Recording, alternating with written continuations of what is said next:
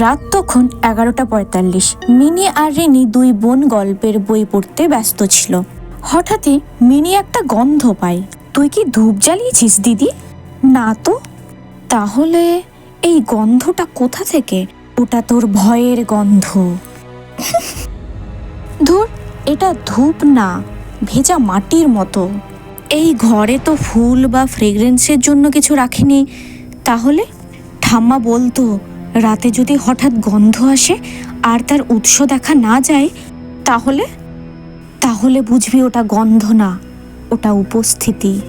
তারপর হঠাৎ ঘরের আলো নিভে যায় আর সেই গন্ধ যেন আরো ভারী হয়ে আসে।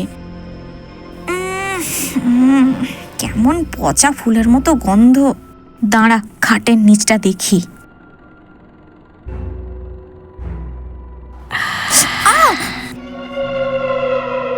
আর ঠিক তখনই গোটা ঘরটা হালকা ধোঁয়াতে ভরে যায়।